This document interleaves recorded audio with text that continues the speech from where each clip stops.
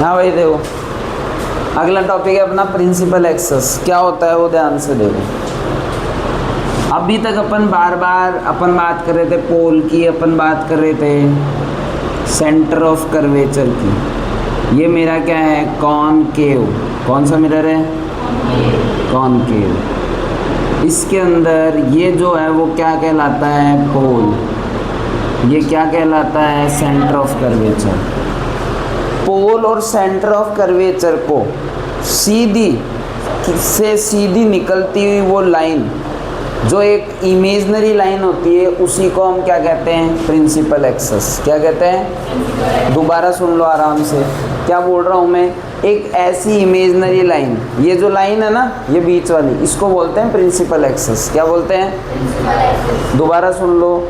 एक imaginary line जो centre of curvature और पोल से होकर सीधी निकल जाती है, मुड़ती उड़ती नहीं है, मतलब रिफ्लेक्ट नहीं होती। जबकि अपन ने क्या पढ़ा है कि जब भी एक रे किसी भी सरफेस से टकराएगी तो क्या होना चाहिए, रिफ्लेक्ट होनी चाहिए ना। लेकिन ये एक ऐसी इमेजनरी लाइन है जो सेंटर ऑफ कर्वेचर और पोल से बिना मुड़े कहाँ चल जाती है, एकदम सीधी। इस लाइन को हम क्या कहते हैं, प्रिंसिपल एक्सेस। क्या कहते हैं, प्रिंसिपल एक्सेस। बताओ समझ में आया नहीं है। तो अब चाहे कॉनकेव हो चाहे कॉन्वेक्स हो, लाइन तो वही है। तो कॉनकेव और कॉन्वेक्स दोनों में ये लाइन हो जाएगी। जैसे मान लो ये है, ये लाइन हो गई, ये सेंटर हो गया, ये इसका क्या हो गया, एफ, ये क्या हो गया, सी। तो ये लाइन जो है वो क्या कहलाती है, प्रिंसिपल एक्सेस। आगे समझ में। कि अगला देखो, पांचवा मेरे पास है अपर्चर। क्या है, अपर्चर। देखो अपर्चर क्या होता है,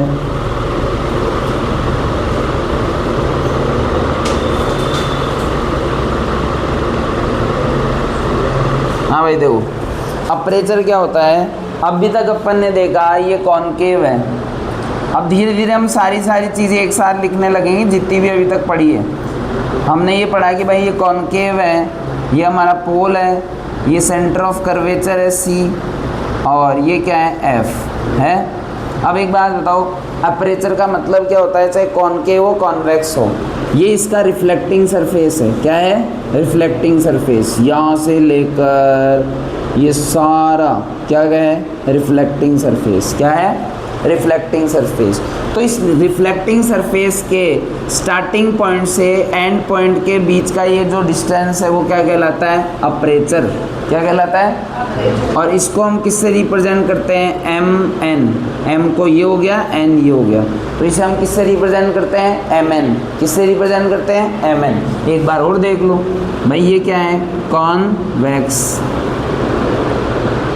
इसके अंदर ये लाइन खींच दी, ये हमारा पोल हो गया, ये हमारा एफ है, ये हमारा सी है, और ये इसका क्या है, रिफ्लेक्टिंग सरफेस। क्या है, तो रिफ्लेक्टिंग सरफेस के स्टार्टिंग पॉइंट से एंड पॉइंट के बीच के ये जो डिस्टेंस है वो क्या कहलाती है, अपर्चर। और हम इसे किससे रिप्रेजेंट करते हैं, एम एन। तो सबसे पहला टॉपिक डालो, प्रिंसिपल एक्सेस।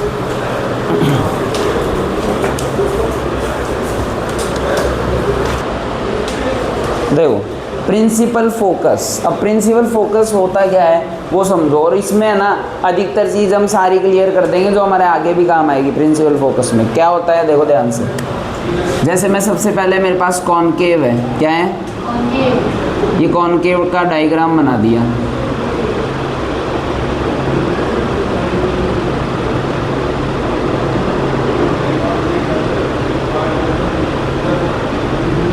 ये लो, अब कॉनकेव का डायग्राम बनाने के बाद में हमने क्या दिया भाई, एफ है, ठीक है, सी। और मुझे पता है, अब सुनो एक एक चीज़ बता रहा हूँ, ये क्या है, कॉनकेव है। अब सुनना, यहाँ से एक रे आई, यहाँ टकराई, तो क्या होता है कि कॉनकेव मिरर की जो नेचर होती है ना, वो होती है कन्वर्ज करने की। क्या करने की, कन्वर्ज, एक जगह लेकर आने की। तो एक बात बताओ, टकराया, अब बताओ इधर जाएगा या इधर जाएगा, इधर। क्यों जाएगा, क्योंकि रिफ्लेक्शन है, आया टकराया, इस डायरेक्शन में जाना चाहिए। अगर उधर चल गया तो रिफ्रैक्शन हो जाएगा, ध्यान रखना। तो आया टकराया और कहाँ से गुजरेगी, एफ से। दूसरी रे आई टकराई और कहाँ से गुजरेगी, एफ। बताओ दोनों रे कहाँ पे आके कट रही है, एफ। कहाँ पे आके कट रही है, एफ, और आराम से रियल कट रही है। तो पहली चीज़ तो इससे हम ये सीखेंगे कि कॉनकेव जो मिरर है वो रेस को क्या करता है, एक जगह लेके आता है। क्या करता है, एक जगह। इसलिए इसको converging lens, sorry converging mirror भी कहते हैं। क्या कहते हैं, समझ में आ गया। दूसरी चीज़ कि इससे बनने वाली जो डायग्राम है वो कैसा बनता है, रियल, और रियल के साथ में क्या आता है, इन्वर्टेड। तो मैं ये कह सकता हूँ कि प्रिंसिपल फोकस जो है इसका वो कैसा बनेगा, सॉरी इमेज कैसी बनेगी, रियल और इन्वर्टेड। अब बात आती है प्रिंसिपल फोकस होता किधर है। तो देखो ये हमारा मिरर है, इसके किधर है, लेफ्ट हैंड साइड में। क्या है, तो मैं ये बोल सकता हूँ कि इसका एफ जो है वो क्या होता है, लेफ्ट में होता है। कहाँ होता है, लेफ्ट, मतलब माइनस साइन का होता है। क्या होता है, माइनस। यही बता रहा हूँ सब, आगे कोई पढ़ने की ज़रूरत नहीं है।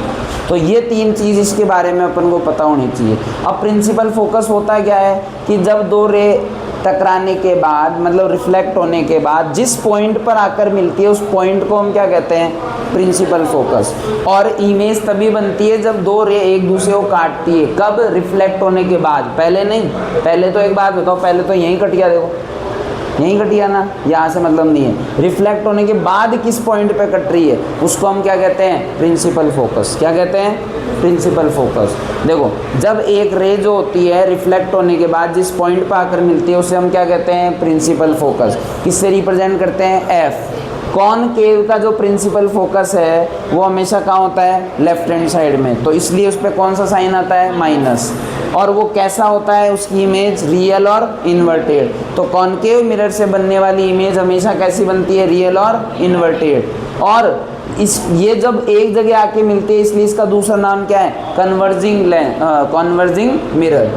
अब बात करते हैं किसकी, कॉन्वेक्स की। तो देखो बड़ा बन गया रे, ये हो गया कॉन्वेक्स, ये हो गया, ये इसका एफ है, ये इसका क्या है, सी। अब देखना, रे आई टकराई, अब इसकी नेचर क्या थी, एक जगह लेके आने की, तो उसकी नेचर क्या है, फैलाने की। क्या है, फैलाने की। देखो रे आई टकराई और क्या हो गई, फैल गई। बताओ कोई दिक्कत है क्या, एरो के साइन को देखते रहना जिससे हमें ये पता लग जाएगा कि भाई जो इमेज है वो कैसे बन रही है। तो देखो आई टकराई और चली गई ऊपर, फैल गई। अब देखो दूसरी रे हम नीचे से लेकर आएंगे, आई टकराई और क्या हो गई, फैल गई। बताओ इसमें कोई दिक्कत है क्या, नहीं है। इमेज बनेगी क्या, नहीं, दोनों तो फैल गई, हम तो नहीं जा रहे। तो लेकिन मेरे को तो इमेज बनानी है, तो इमेज बनाने के लिए जो फैल गई ना इसी को पकड़ के वापस लेके आएंगे। चलो भाई, और ये जो फैल गई इसको भी पकड़ के वापस लेके आएंगे। तो भैया जिस पॉइंट पर आकर ये एक दूसरे को काटेगी वो पॉइंट क्या कहलाता है, प्रिंसिपल फोकस। तो कॉन्वेक्स जो है इसका प्रिंसिपल फोकस कहाँ होता है, राइट हैंड साइड में। कैसा होता है, वर्चुअल एंड इरेक्ट। क्या होता है, वर्चुअल एंड इरेक्ट। वर्चुअल का मतलब डैश डैश, आभासी, पीछे कट रहा है, तो वर्चुअल और इरेक्ट। तीसरी बात क्या है कि ये रेस को क्या करती है, फैलाती है, इसलिए इसको बोलते हैं डाइवर्जिंग मिरर। सॉरी क्या बोलते हैं, डाइवर्जिंग मिरर। पहली चीज कि कॉन्वेक्स मिरर को हम क्या बोलते हैं, डाइवर्जिंग मिरर। क्या बोलते हैं, डाइवर्जिंग मिरर। डाइवर्जिंग मिरर, समझ में आ गया। कॉन्वेक्स जो है वो क्या करता है, डैश डैश के रूप में काटता है, इसका मतलब क्या है, वर्चुअल। और वर्चुअल के साथ में क्या आता है, इरेक्ट। इरेक्ट का मतलब होता है सीधा, और इन्वर्टेड का मतलब होता है उल्टा। तीसरी चीज़, इसका जो प्रिंसिपल फोकस है वो किधर होता है, राइट हैंड साइड में। और इसलिए जब वैल्यू में हम रखते हैं वहाँ पे कौन सा साइन आएगा, प्लस। बताओ ये समझ में आ गया क्या, पक्का, एकदम इजी है। इससे अगला हम पढ़ेंगे फोकल लेंथ। क्या पढ़ेंगे, फोकल लेंथ।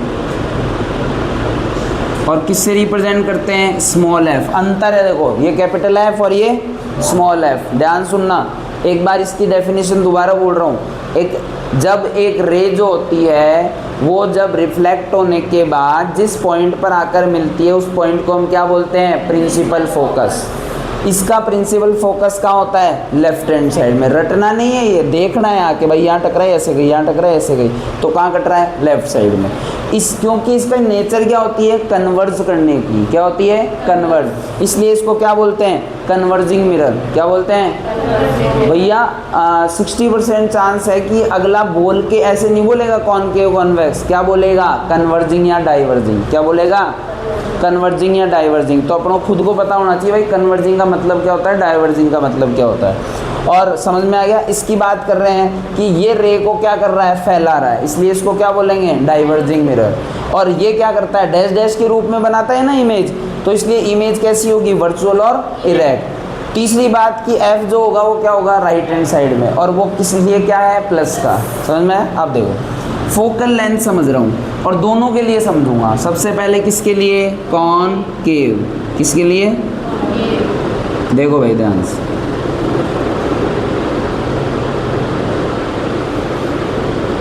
बताओ ये इसका क्या है? एफ। ये इसका क्या है? सी। ये लो आ गया। अब देखो फोकल लेंथ क्या होता है ये बताओ? पोल है क्या है? ये बताओ इसका प्रिंसिपल फोकस ये है क्या? अब ये भी पढ़ा है, पढ़ा है। तो पोल से लेकर प्रिंसिपल फोकस के बीच की ये जो डिस्टेंस है वही क्या कहलाती है? Focal length. क्या कहलाती है? तो इसका फोकल लेंथ किधर है? लेफ्ट हैंड साइड में। अब चलो इधर, ये कौन है? कॉन्वेक्स। अब बताओ ये कौन है? पोल। ये कौन है? एफ। ये कौन है? सी। और ये आगे तक चला गया। ये कौन है भाई? पोल। ये इसका प्रिंसिपल क्या है? फोकस। इसके बीच की ये जो डिस्टेंस है यही क्या कहलाती है? Focal length. बताओ आया नहीं आया समझ? अरे आगे क्या? नहीं आया क्या? पक्का आ गया? अब देखो समझ में आ गया? बस। तो पहला टॉपिक डालो प्रिंसिपल फोकस।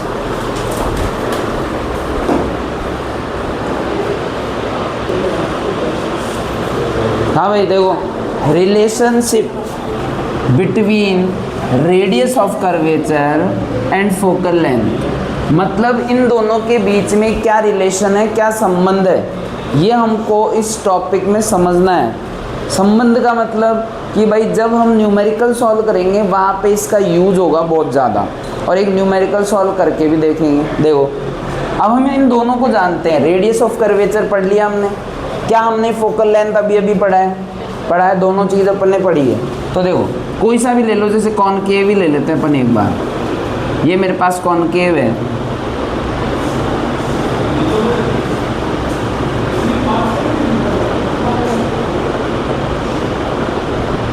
ये एक लाइन है, ये पोल है, ये क्या कहलाता है? एफ। ये क्या कहलाता है? सी। इतना हमको आता है। अब एक बात बताओ, सबसे पहले देखते हैं रेडियस ऑफ कर्वेचर क्या होता है। पोल से लेकर सेंटर ऑफ कर्वेचर के बीच की डिस्टेंस क्या कहलाती है? Radius of curvature. ये हमको आता है, आता है नहीं आता? आता है। फिर अगला लिखा हुआ है, ऐसे गर्दन में घुमाया करो, आता है तो ही बोला करो। फिर क्या लिखा है? Focal length. फोकल लेंथ क्या होती है? पोल से लेकर एफ के बीच की डिस्टेंस क्या कहलाती है? Focal length. अब खुद देख के बताओ इन दोनों में क्या संबंध है, इन दोनों में क्या संबंध है? अरे लाइन नहीं, और दूसरा संबंध, अरे एक जो है वो दूसरे का डबल नजर नहीं आ रहा है क्या तुमको? ये बेचारा एफ तो ये इतना है, और ये देखो सी कितना है? इतना, मतलब आर इतना है और एफ इतना है। तो इसका मतलब आर जो है वो एफ का क्या है? डबल। आर जो है वो एफ का क्या है? डबल। इसका मतलब क्या मैं ये नहीं कह सकता आर बराबर 2f? ये इन दोनों के बीच में क्या है? रिलेशन। कैसे पता करा? यहीं से पता करा कि भाई देखो सेंटर से लेकर एफ के बीच की डिस्टेंस तो क्या कहलाती है? Focal length. और सेंटर से लेकर सी के बीच की डिस्टेंस क्या कहलाती है? Radius of curvature. तो ये जो है, ये पूरा जो रेडियस कर्वेचर है ये इसका क्या है? डबल है। क्या है? डबल। तो फॉर्मूला निकल क्या है? आर बराबर 2f। क्या है? आर बराबर 2f। यहाँ से चाहे ये फॉर्मूला बना लो, चाहे ऐसे कर लो, f बराबर r/2, दोनों बात एक ही है। ये दोनों रिलेशन हमको पता होना चाहिए, समझ में आया? टॉपिक डालो relation between radius of curvature and focal length. फिर लिखा देता हूँ,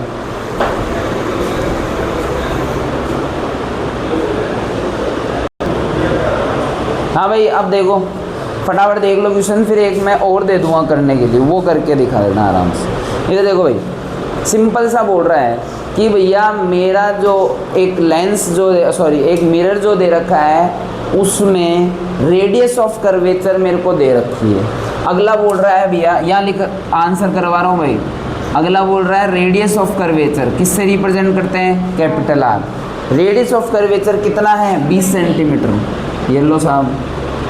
फिर बोल रहा है फोकल लेंथ बताओ किससे रिप्रेजेंट करते हैं, स्मॉल एफ।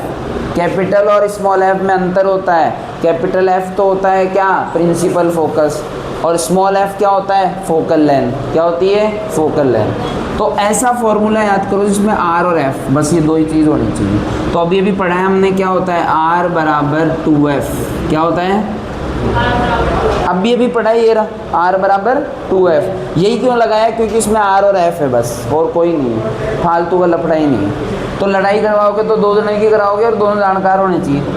तो ये देखो आर बराबर क्या है, 2f। अब एक बात बताओ, निकालना क्या है, f। तो f का फॉर्मूला ही पता होना चाहिए। f निकालने के लिए ये 2 कहाँ चल जाएगा, इसके अपॉन में, तो r बाई क्या हो जाएगा, 2। बताओ यहाँ तक समझ में आ गया। अब सिंपल है, रखना ही है बस। r की जगह वैल्यू कितनी रखे, 20 अपॉन 2, काटा कितना आया, f बराबर 10 सेंटीमीटर स्वाहा। हाँ देखो उतार लो।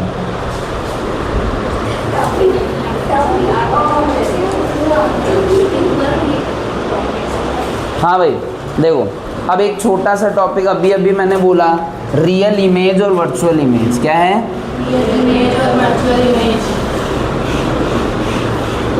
देखो ध्यान से, एक तो मेरे पास है रियल इमेज और एक है मेरे पास वर्चुअल इमेज।